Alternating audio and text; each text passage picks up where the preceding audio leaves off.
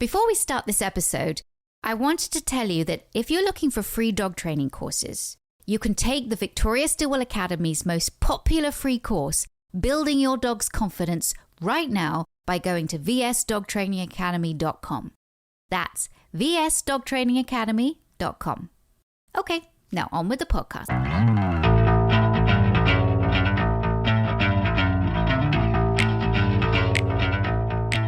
Hello, everyone. Welcome to the podcast. So excited for you to join us today. I have the wonderful VSA and Positively team. We are going to be discussing a very, very important subject that is aggressive behavior in dogs. So for those of you joining, welcome. Joining us live on Zoom, it's great to see you. And for those of you who are listening on the podcast, welcome, and I hope that you enjoy this. About 50 minutes we're going to be talking about, because we've got so much to talk about. And I know this is a very touchy subject, and we might explore a lot in this 50 minutes, but there is a lot to explore when we're talking aggressive behavior. I want to welcome Tiffany and Laura, Tara, Ali, Maya, Wendy, Jamie, and Lorena. So glad that you guys can be here again with me today and to talk about this important subject. And to everybody who's joining us on Zoom right now, welcome, welcome, welcome. Okay, aggressive behavior. When I was researching this topic, and I worked with dogs that are exhibiting aggressive behavior since I started as a trainer, which was 25 years ago. There's so many definitions. If you try and look at what is the definition of aggressive behavior? What actually is it?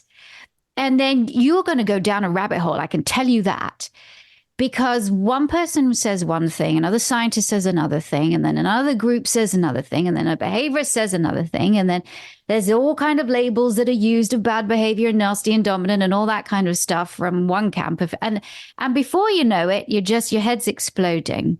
Now, I think one of my sort of favorite definitions comes from James O'Hare, but I'm looking at kind of a mean of definitions. And really what it looks like is that aggressive behavior it serves a very important function, and that is to keep the dog safe and survive.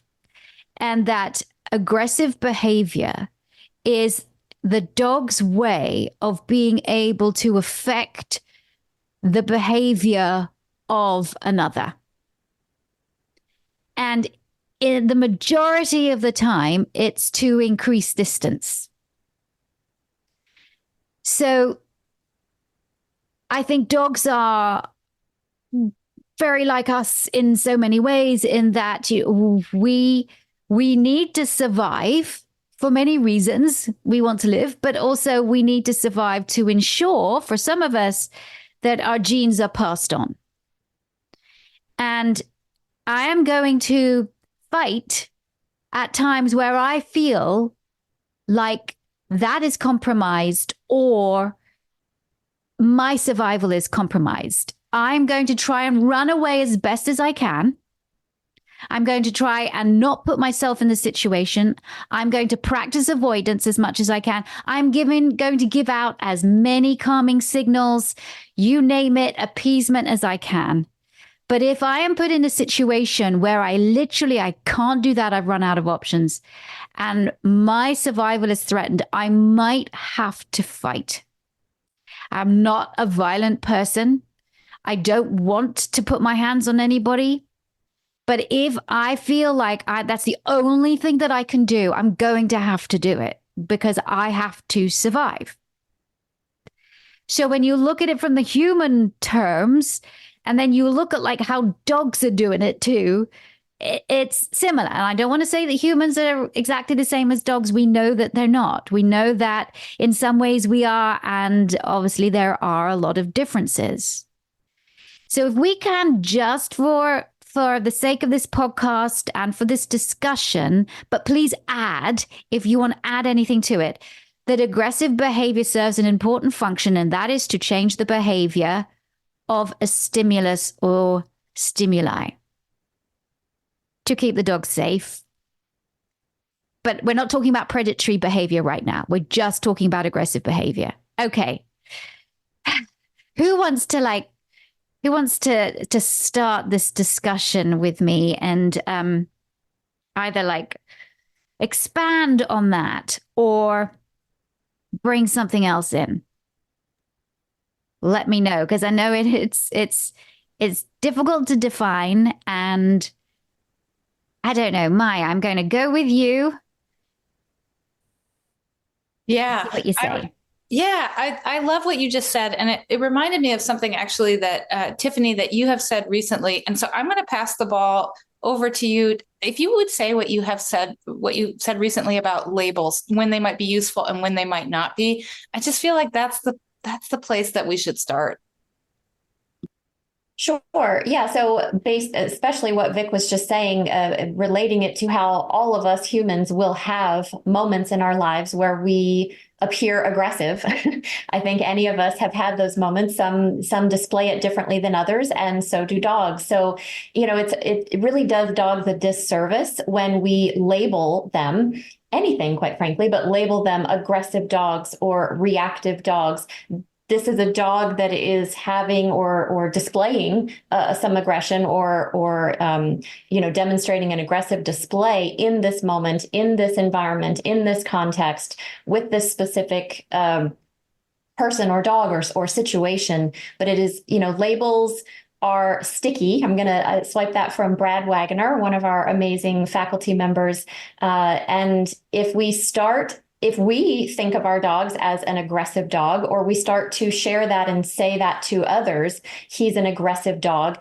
How does everybody think about this dog when he comes into, an environment or a situation? Everybody has this preconceived notion that this dog is aggressive. This is a label that follows that dog wherever he goes, even if he had one moment in time where he, as Vic said, felt the need to protect himself and feel safe, or he didn't feel comfortable. So I just think the labels are not helpful, not useful. They're not doing any favors to us or our dogs.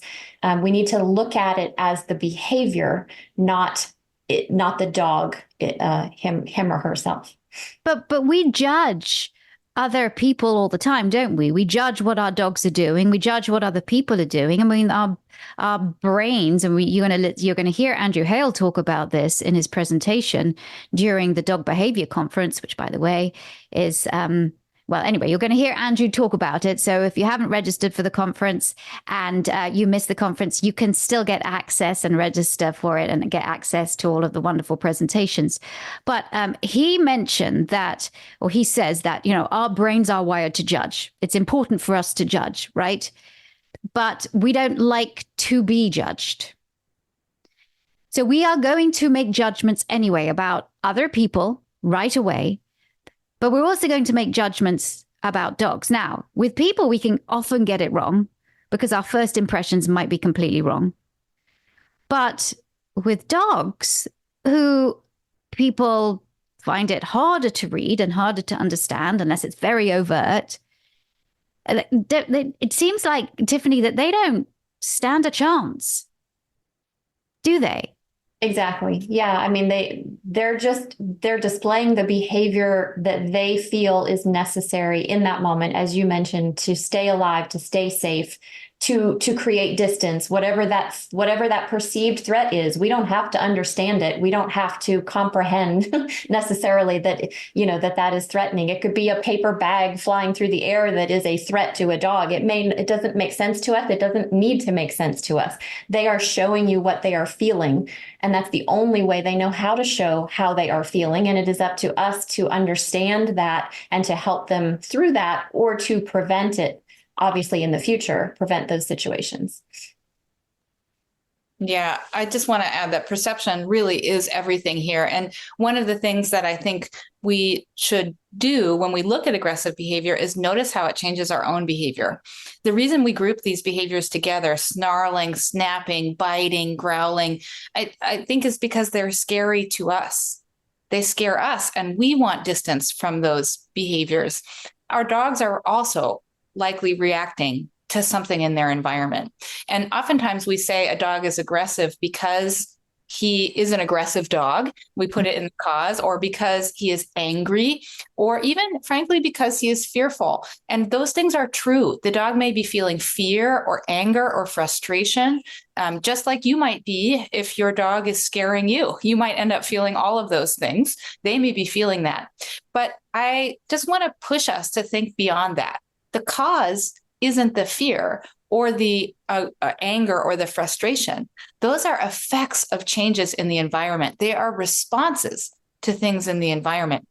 And I think when we think about it that way, we tend to treat the dog's behavior with respect and with dignity. We say, you're feeling this for a reason. There's something that's happening here that is engendering these feelings in you and this response in you. And so we can really honor those emotions. And I think it's also empowering, because we can then change the things that are going on. Often, not always, but oftentimes we can change the things around our dogs to help. So perception is everything. Oh, without a doubt. Yes. And many times we can see a dog's reaction as inappropriate for the situation. You're walking your dog and somebody has, a phone line, little flag that's flapping in the wind. And your dog starts basically, from our perspective, losing his mind.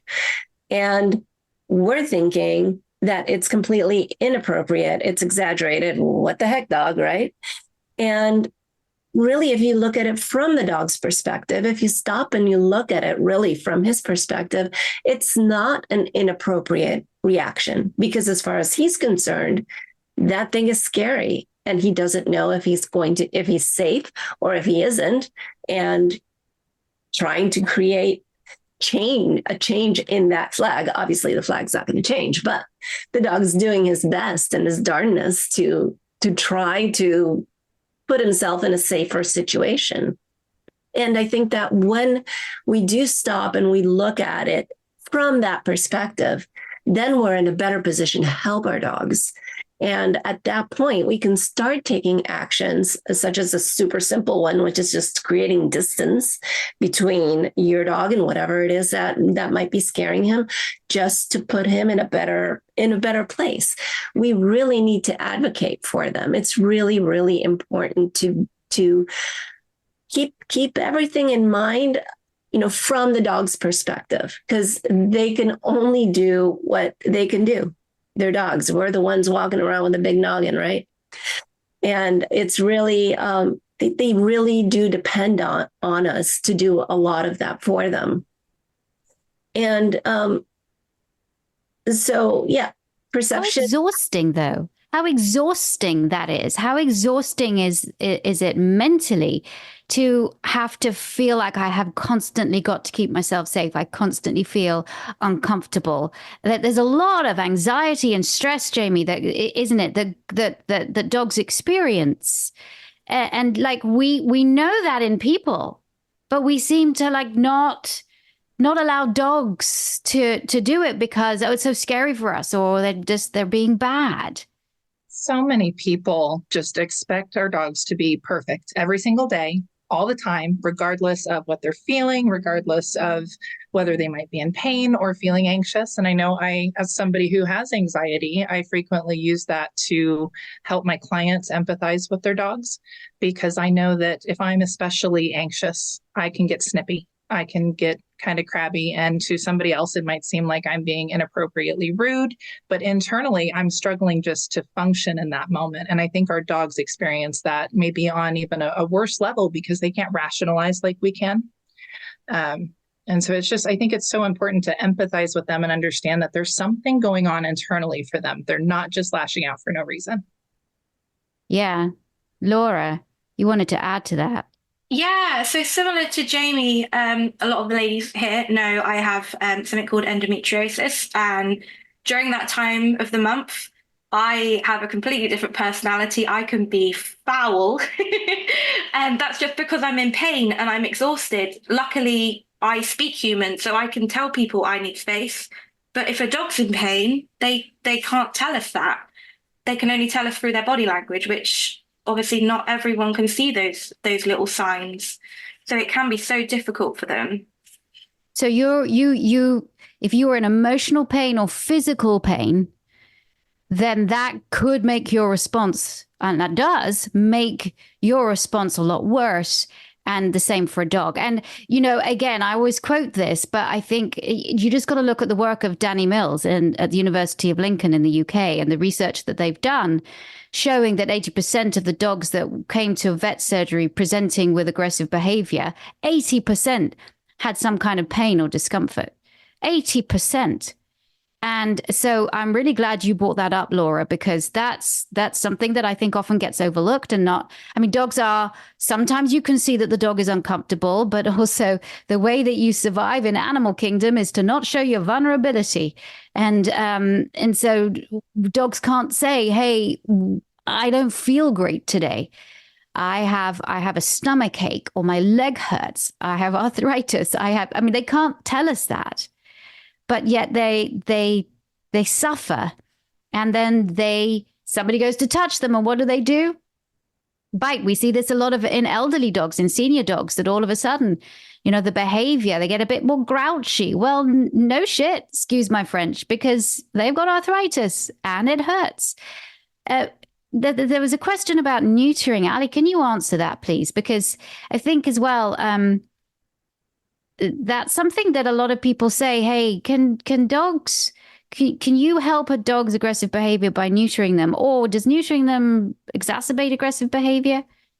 Yeah, I want to first throw this out there that we are not veterinarians. And so it's important to consult your veterinarian, but also to double check with your veterinarian about their experience with this anecdotally, but also if they keep up with the latest studies on this. And the jury is still out.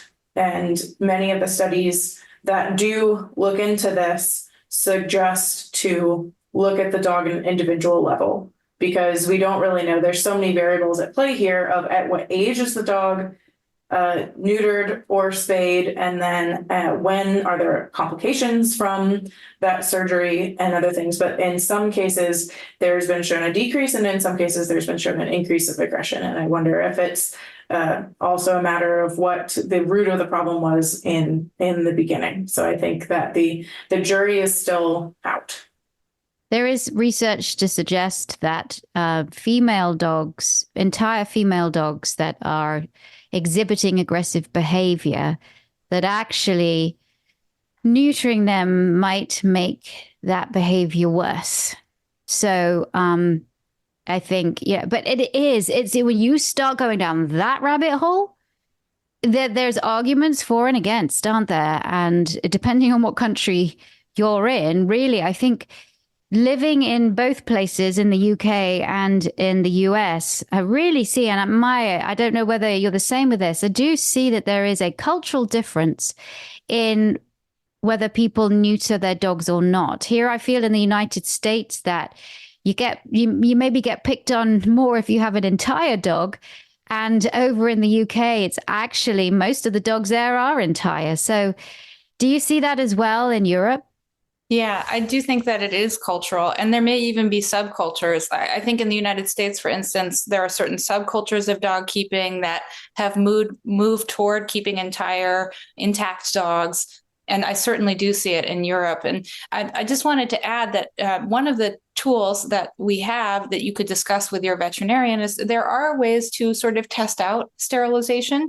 And it's something that you might discuss with your vet if you're wondering about that for an individual, because all these big group level studies, they may show a trend one way or the other, but probably if you're asking the question, you're not wondering about the whole population, you're wondering about a specific dog. And so there are ways that you might be able to work with your veterinarian to see what effect might sterilization have on this dog's behavior with a reversible procedure.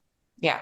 We've had people in the chat saying about the sort of the endemic of what's happening in the UK, as we know that, again, this is a cultural thing, because here in the US, especially down south where I live, we have very tough leash laws, which means most of our dogs are on leash. They are not off leash in parks and public places. Whereas in the UK, it's very different. They are off leash. Most dogs are off leash, even in London as well, which is sort of has so many green parks and gardens in this big capital city where dogs have a lot of freedom to run around. But here's the problem. You walk your on-leash dog in those environments, and you have a dog that is exhibiting reactive behavior, that is uncomfortable around other dogs. How do you stop other people's dogs running up at you? I mean, that's what a lot of people are experiencing. And then you get into arguments because, please keep your dog under control. Well, then why are you bringing your aggressive dog into the park? Well, my dog needs to walk and it's on the lead. I mean, I've heard this all the time that people are experiencing. And and so, yes. And somebody's also said in the chat, the law is that they should be on the leash in public places and on the roads, but actually it's not very well controlled and adhered to. And it isn't. It's definitely better, though, here than it is in the UK, where literally there's very little. Having said that, though, because of the issues that they've been having with this subject in the UK, that there are going to be more laws put into place so that there are dog-only areas, not dog runs, but dog-only areas of the park and human-only areas. So if you have a dog, you are not allowed in the human-only area. And I think that's something that I know certainly that they're talking about, especially in London. I'd like to kind of pivot a little bit on okay, so how do we as trainers work with aggressive behavior? When I first started training, I mean, I was just thrown into the deep end, and I am schlepping around Manhattan, going from behavior consult to behavior consult, dealing with all kinds of dogs, from Great Danes to Pit Bulls to Chihuahuas to, I mean, you name it. And sometimes I am walking through the door and I have a dog that is gnashing his teeth at me and does not want me to be here. Well, we've come a long way since then. And now we have this beautiful thing called virtual training, which many aggression experts and many trainers that deal with aggressive behavior are utilizing this. Tara, tell us a bit more about that.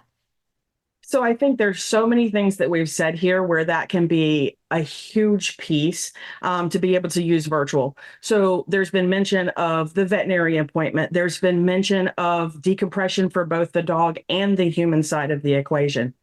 And the virtual consultation component can be so huge because for many of these dogs, our presence as a trainer coming in, they don't have the skills yet to deal with that. So we'd spend a lot of time getting them used to us before we can help them in the situation that they're finding themselves with these behaviors that we're, finding in the aggressive realm. Let's just put it that way.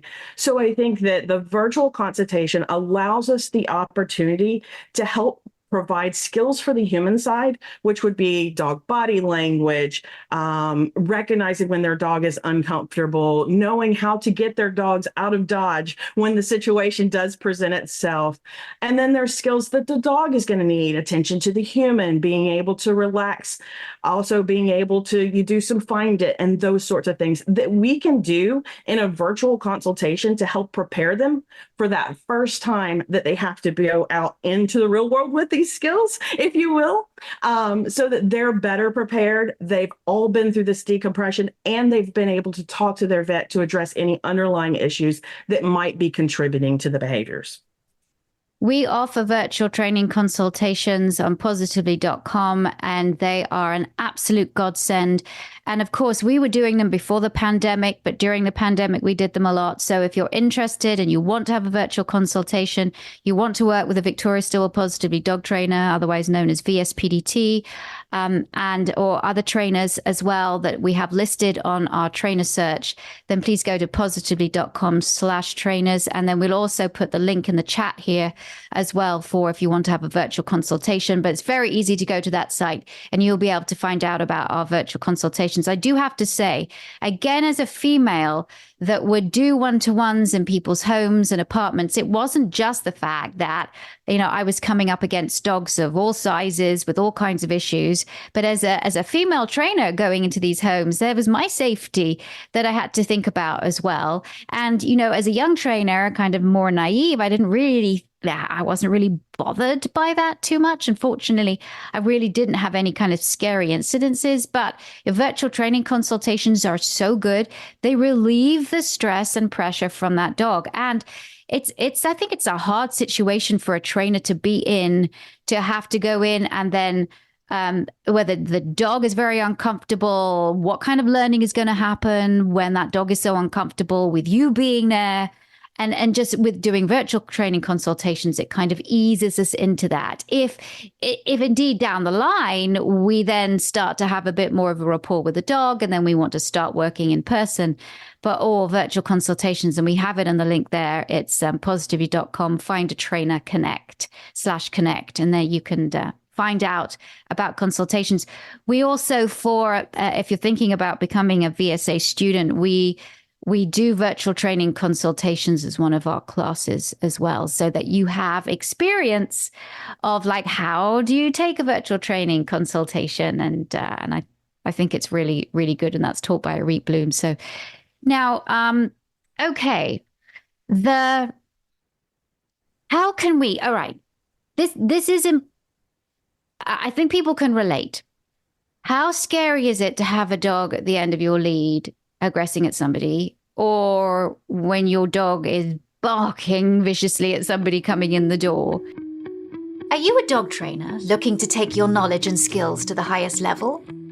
Or maybe you're a dog guardian interested in figuring out whether your love of dogs can translate into more of a career than a hobby. Or are you already working in the pet industry but recognize that you need to fill some gaps when it comes to how to manage dog behavior so that you can better serve your existing clients? No matter where you are on your journey, the Victoria Stilwell Academy has courses that can help you get to where you want to go. From our free Building Your Dog's Confidence Starter course, to the powerful Fundamentals of Dog Training and Behavior course, all the way up to our flagship Professional Dog Trainer course, we have options for every skill level and budget. All you have to do is be passionate about giving dogs the best lives possible. All of our courses are available online anywhere around the world 24/7. No gimmicky sales tactics where you need to act within a certain window to enroll. My amazing team at the Victoria Stilwell Academy understands that we need to be ready to serve you whenever the time is right for you to make the jump. Whether that means dipping your toes into our free courses or realizing your fullest professional dog training dream by enrolling in the dog trainer course. So, join the thousands of dog geeks like you that are a part of our amazing and supportive VSA family today. We have Academy specialists available to talk with you and figure out how we can help you reach your dog training goals, or you can enroll in a starter course for free right now. The Victoria Stilwell Academy. It's the future of dog training. How scary is it? How embarrassing is it? And like, should we have more empathy for people going through this rather than judging them for having an aggressive dog? Ali. I wanted to first start with empathy because I wanted to have a lot of empathy for them and assure them that their dog is not bad. They are not bad. It is not their fault. And be sure that the humans are okay in this situation, because it can feel really scary to have your dog do this. Perhaps your dog has bitten someone. Perhaps your dog has bitten you or bitten a family member, or, a lot of these things happen inside the home. And that can be a traumatic situation, that this dog that you love, that you've brought into your home, that's a family member, a companion, and or a dog maybe that just arrived that you were trying to get from a shelter, or a breeder just started off this way. So there's a lot of things that can go through the mind of the human as well. So as trainers, we want to address that as well and double check that they check in with them. How are they feeling? Are they feeling safe and okay? And I want to assure them that, yes, while aggression is scary, it is a response to a stimulus. As you talked about at the very beginning of this talk, that it's just a response. It may not be appropriate, it may not be safe, but it is a response, and it's serving a function for the dog in that moment. And so what we need to do is to start to change, as you would say, Victoria, change the picture of how do we help the dog not need to feel the need to do that response in the situation. So one thing I would recommend is looking like, yes, we said pain first, check in with your vet and be sure that there's no pain, but then also look at the dog's whole situation. So at Positively, we talk about the harmony model. And these are all the different elements of harmony that we feel come into play to live your best life with your dog. So just like maybe if you lashed out at a barista at a coffee shop, it probably wasn't because that barista messed up your order and you just totally went bananas and lost it. It's probably because other things are happening in your life. Maybe you, like, yes, we talked about pain, you have a headache, but maybe your boss went off on you earlier that day. Or maybe for the last week, you've had a loss in the family and all these things are building up to the situation. So we want to look at the whole picture for the dog. So check out our course that Tiffany just put in the chat on the harmony model. And number one, check out pain and safety and wellness, but then also looking at the other elements of harmony of what's going on in your life and your dog's life before we just start diving in and tackling and teaching things. Yeah, Tara. I think too, and Allie, you did a phenomenal job with that, but I was also just going to say there's so many things that can be contributing to the behavior, and everyone in the situation, dog and human, is doing the best that they can with the knowledge that they currently have. So it's expanding that knowledge, learning to read your dog, and then take some of the embarrassment. I did it myself with my own girl. She would have reactive episodes in many situations, and I tried to channel my embarrassment into helping her, and to understand and realize that in those moments, I didn't know what was going on either.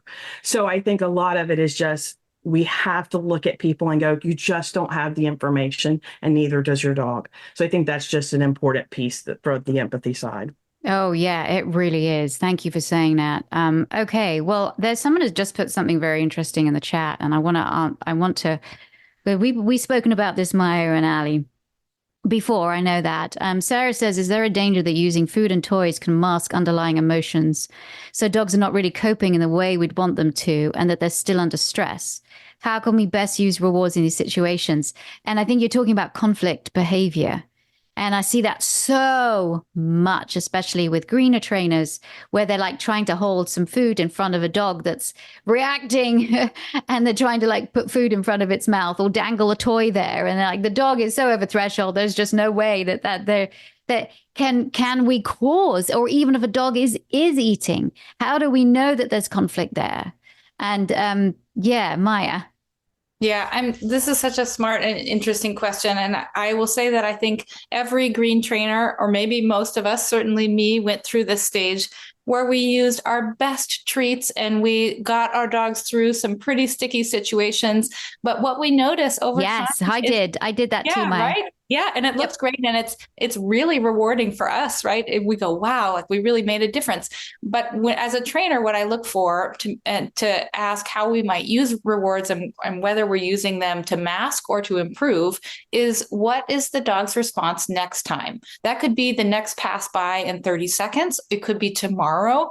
If what I'm noticing is that I have to use the same food in the same way each time, or maybe things are even getting worse, that's when I start to think I am not actually addressing the root of the problem. I'm just putting a big Band-Aid over it here. And I might actually be making it worse, because I might be getting my dog closer to the thing they're uncomfortable with because they really want that bacon bit or that toy. And so all I'm seeing is the toy behavior or the food behavior is, yes, give it to me. But there's also another layer of behavior underneath it that is, I'm really uncomfortable here. So this is maybe a quick hack, but in this case, if I'm unsure, I try to add those things together. So if I'm going to feed or play, I'm also going to move away. I might move away first and then feed or play. And that to me has been really, really helpful in making sure that I'm not putting my dog in a situation where they're staying for the goodies, but they're still feeling pretty unsafe in that situation. Let's pivot it again and talk about predatory behavior, because I do think this is confusing. People talk about predatory aggression, but if the definition of aggression is to affect change another's behavior and also to put distance between yourself and a scary stimulus or a threat, something that you perceive as a threat, if it is, it serves to increase distance unless you can't. Predatory behavior is very different. It's why we don't really label it aggression, but predatory behavior actually serves to decrease distance. And if you look at the two, I'm sure people will argue with me on this one, and that's absolutely fine. I'm just putting it out there. Aggressive behavior, when you're trying to increase distance, is there's a lot of emotion involved.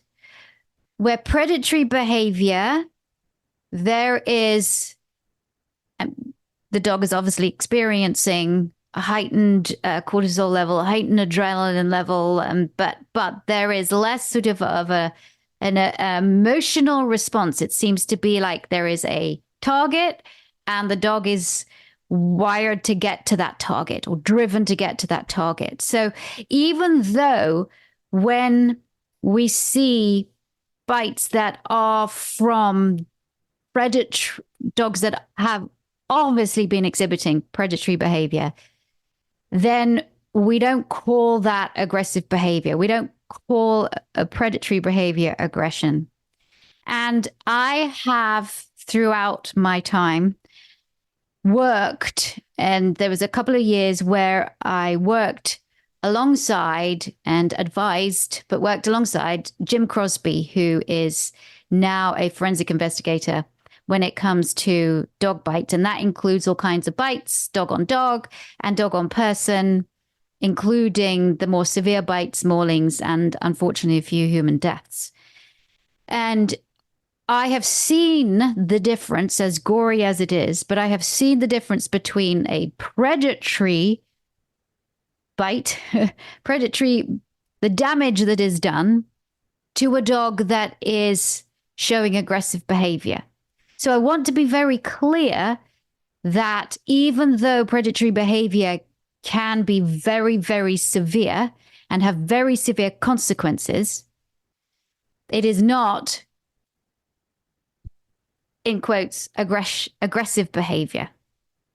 Am I just confusing everybody? Because I think I'm now like putting myself in circles now. Maya.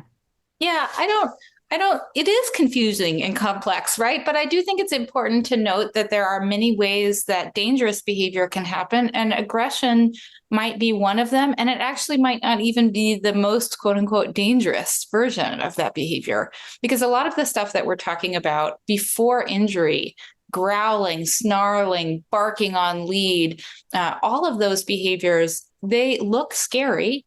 But I think of them, because they're social behaviors, as ways of avoiding injury.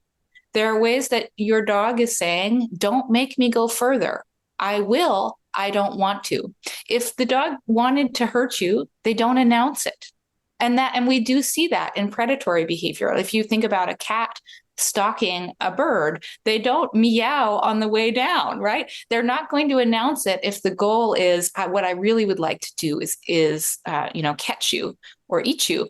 So that's one way in which we might even see that predatory behavior in some ways might be more dangerous than getting a lot of the behavior we label as aggressive, because we get less warning before injury. Very, very important point. It is stealth-like, because that's the best way you are going to get your prey. It is stealth-like. And that can be terrifying. So I think that is absolutely a brilliant explanation, Maya. Okay. What about the function of the behavior? Right? So can we determine why by looking at what the function of the behavior is? Lorena. Thank you. I think that you can take a look at what is happening and really ask yourself, what is what's the goal? What is the dog trying to do? So if you have a dog that is barking at something that is scary, and you can tell by their body language that they're putting their body weight towards the back. There is, they're showing the whites of the eyes. The ears are back rather than forward and interested. They don't look like, for example, a border collie. That's, that you see how border collies, when they're stalking sheep and stuff, which is, we'll get to that. Anyway, you see a dog who's just basically kind of going like, all right, you stay away from me. The clues that they give us through their body language can really tell us that they're not feeling comfortable. So the likelihood that the function of that behavior is to increase distance can tell you that what's going on in the dog's mind, where that behavior is coming from. And that can really help you figure out what you need to do to help your dog. And notice that I am saying helping your dog, because this is what we really need to be looking at it as, not so much as correcting this aggressive behavior. We want to make sure that we're helping the dog to deal with the situation that they're in. And when you're talking about predatory behavior, it's funny, Maya, when you were talking about how cats will stalk and hunt. You see in so many movies, you see the dog that's hunting or the animal that's hunting, and they're growling. They're just going like, I am about to jump on you because I want to eat you. That is not going to happen. So when you see that kind of a behavior of the silent stalk, that's the function of that is obviously not to make the thing go away. It's waiting for the thing to get closer to them. So now you're talking about a very different thing. Is that then dogs biting out of the blue, right? When we say out of the blue, is that a dog that was exhibiting some kind of predatory behavior, or did we not just see the signals? Or many times, yeah. Yeah, I do want to be careful with saying, well, some conclusions you might jump to are, if the dog isn't making noise, then it's predation. Or which I have seen many dogs, if you think about like, and I'm not saying this is predation, but like hound dogs make a lot of noise before they go and pursue something, although it's a different conversation. But the Maya's like, yeah, at least leave that one.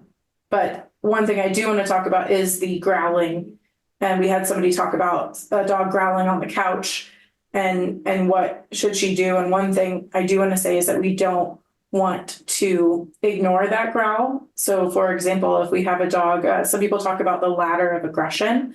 And one thing that Maya has really talked about recently is that maybe it's not so much of a ladder and that the dog can jump around. Not all dogs go through this happy, wiggly, slowing down, eyes wide, closing their mouth, this progression up to growling, up to snapping, up to snarling, up to biting. They don't show us that full array of behavior. Some dogs will go more quickly from one to the other, and some of that could be caused by punishing a growl. So for example, if we did use a shock collar and we shocked the dog every time they growled, they're likely going to stop growling, and they are going to go up this ladder of aggression very quickly and skip to biting. So it's definitely something we don't want to do. We don't want to punish the dog for communicating to us with this response. So we don't want to change the response to something up the ladder of aggression. But instead, we do want to look at the individual dog, and we want to look at what is their response to the situation. And maybe in the immediate, like a hack would be to not set up the situation again. Put the dog in another room when people come over, do whatever you can to not make this happen before we can start to teach the dog that this may not be that scary of a situation. Maya? Well, Yeah. even before, let me just do a little segue. Even before we get to that, even before we get to working with the dog that is showing aggressive behavior, that we have to do a lot of preparation. I do want to touch on that about the preparation that is done before. But Maya, go ahead. Sorry. Yeah, I just wanted to underline what Allie just said, because I think we see this a lot. Because we are so scared of growling or early aggressive behaviors, we often end up punishing them, but we don't change the function of those behaviors. And so what we end up doing is deleting out of the dog's repertoire exactly the behaviors that might prevent injury. It's taking the ticker off the time bomb, so to speak, right? So the bomb is still going to go off, but it's no longer letting you know that it's going to go off.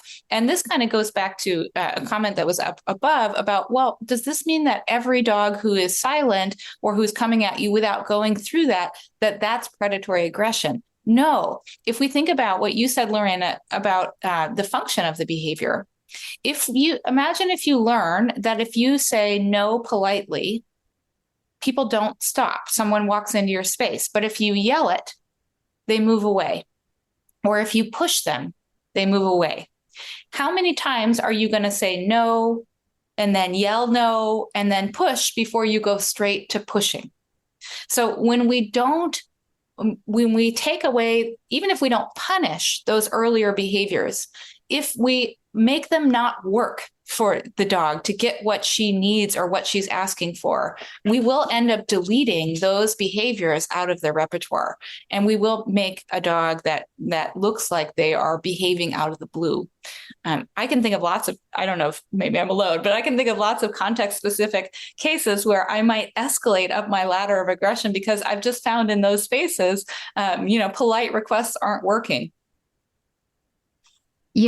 Tiffany, I want you to expand on what we were saying about how therefore important it is to preempt, prevent, to prepare, even before you start working or anybody starts working with a dog in the situation that the dog is showing the aggressive behavior. What do you mean by that? Absolutely. It used to actually, when I would go to clients' homes regularly for, in-home consultations that I would do, that was one of my favorite things to talk about. And I often referred to it just myself as the 3 Ps. We're going to help this, whatever this issue you're having. And that can be literally any issue you're having, but I know we're talking about aggression specifically, by not necessarily directly addressing right now the thing that you think we need to address, but taking, whether it's 1 step back or 15 steps back, and figuring out what do we need to do. And this is where management often comes in. What do we need to do to prevent the situation from reoccurring, to prepare for when you absolutely may have to have the dog in some type of situation where you've seen this previously, but what can we do differently? How can we change their environment? How can we, preempt something? So it's all about being aware so that you can change. And sometimes it's very simple, small changes, or just not placing the dog in that situation. If you can avoid it until you can help your dog, with some life skills, as we call them, and positively, until you can teach your dog some of these skills that maybe they don't yet have, to be able to then eventually go back into a situation, but again, maybe with much further distance, or you are prepared with your treats if you've gotten to the point where the dog is comfortable eating at that distance, all of those things. But just constantly, putting the dog into a situation where they're drowning and expecting something different to occur, or expecting them to just figure it out. That's it's not a great solution. And on that subject, I was wanting to circle back. Maya mentioned the feeling of being empowered, or how the dog can feel empowered.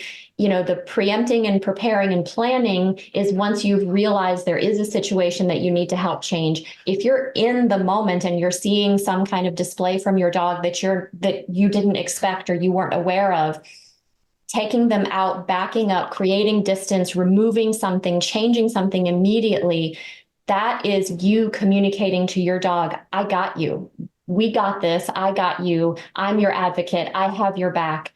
And it's so empowering, I think, and so such a gift to give your dog, that they see that when they're struggling, they can turn to you, or you just instinctively know, you see it, you're reading it, you're listening to them, and you're helping them through it, just like any one of us would want from a friend or a partner or a parent.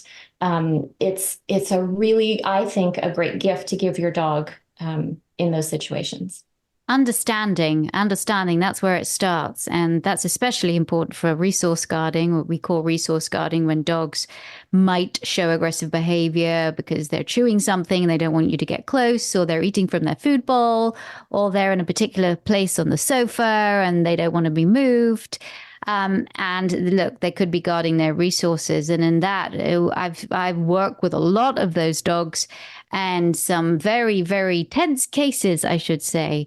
And the worst thing you can do for a dog that's guarding a resource is to be confrontational and challenge them. The worst thing, because you are just pouring fire on fire. The best thing you can do is to put water on the fire, and to quell that fire by promoting confidence, more confidence around that object. And, I use always with humans all the time, that kind of, we alarm our cars, we alarm our homes because we don't want people coming in and taking our stuff. If somebody takes your bag when you are out and takes your phone, what are you going to do? You're going to get really pissed off. You're going to get really scared. You're going to get really worried. And you might fight back if somebody's going to grab your bag. Yet when dogs do that with resources that are very important for them, for their survival, i.e. food, or for their comfort, i.e. a bed, we tell them off. And when we tell them off because our trainer told us to tell them off, because we don't want the dogs being, our alpha, then we're just making the situation a whole lot worse, even though it might be positively reinforcing for us because the dog might listen to us that time anyway. But we have to respect dogs that resource guard as much as we do for other types of aggressive behavior.